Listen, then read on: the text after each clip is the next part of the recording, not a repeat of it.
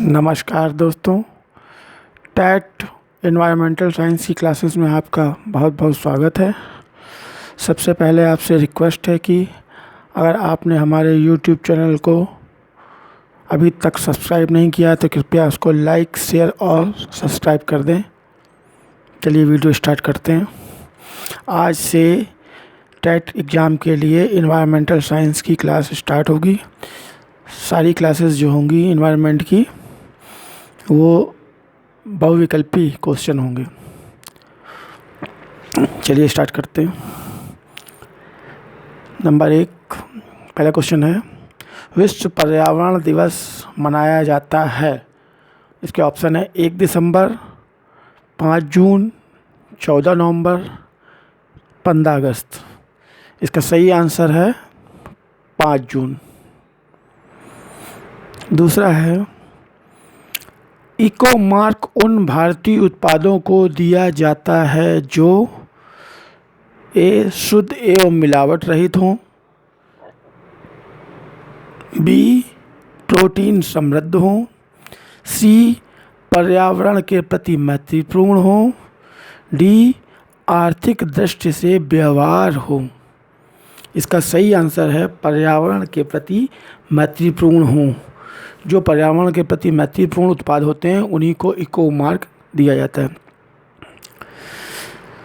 Next है, पारिस्थितिक तंत्र का सर्वप्रथम प्रयोग किया जाता है।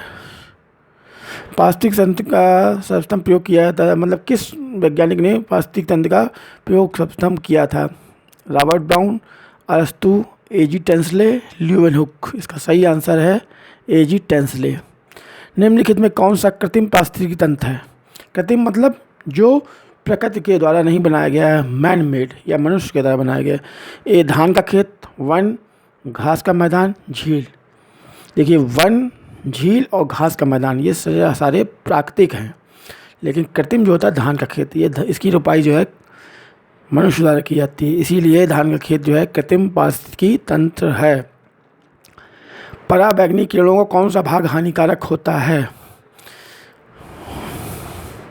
हानिकारक तो देखिए पराबैंगनी किरणों के सारे पार्ट होते हैं, लेकिन इसका भाव समझिए सब सर्वाधिक। देखिए पराबैंगनी किरणें जो होती हैं वो सूर्य से आती हैं पृथ्वी पर। अल्ट्रावायलेट रेज जिन्हें कहते हैं, ये 3 पार्ट में डिवाइड हैं, UVA, B और C। लेकिन जो UVC होता है ये अति सूक्ष्म होता है और यही जीवों पर सबसे ज़्यादा प्रभाव डालता है, UVC। निम्नलिखित में से किसका संबंध पर्यावरण सुरक्षा से नहीं है? धारणीय विकास, वातानुकूलन, गरीबी कम करना, कागज़ के थैलों का प्रयोग। इसका सही आंसर है गरीबी कम करना। इसका संबंध पर्यावरण सुरक्षा से नहीं है।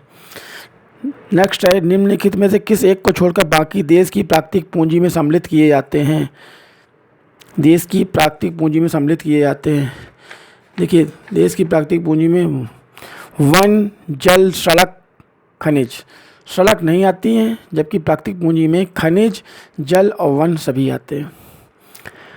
पादप कहलाते हैं उत्पादक, प्राथमिक उपभोक्ता, द्वितीयक उपभोक्ता, तृतीयक उपभोक्ता।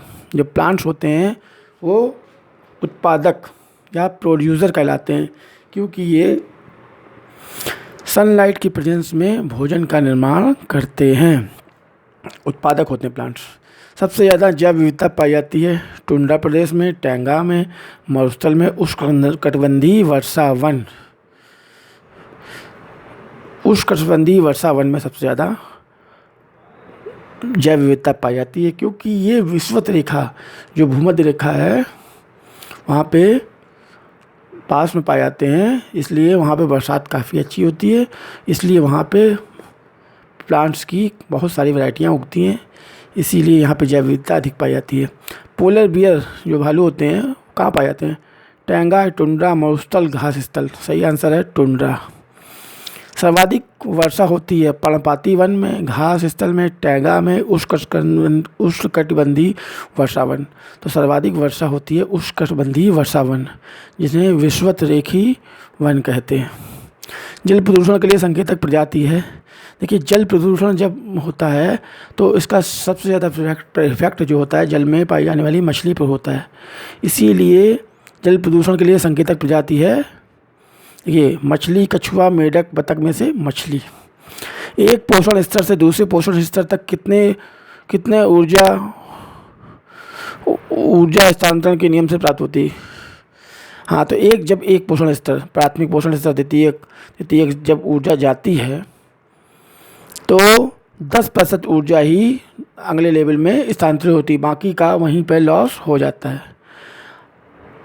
10%, इसका सही आंसर है 10%। 10, 20, 40, 80, सही आंसर है 10%। हरा रंग पौधों का किस कारण होता है? हरा रंग पौधों का क्लोरोफिल के कारण होता है।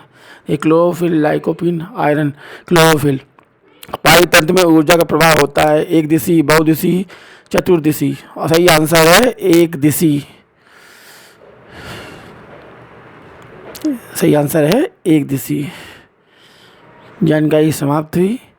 अगर आपको हमारा मैटर पसंद आया हो तो कृपया हमारे चैनल को लाइक, शेयर और सब्सक्राइब कीजिए। धन्यवाद।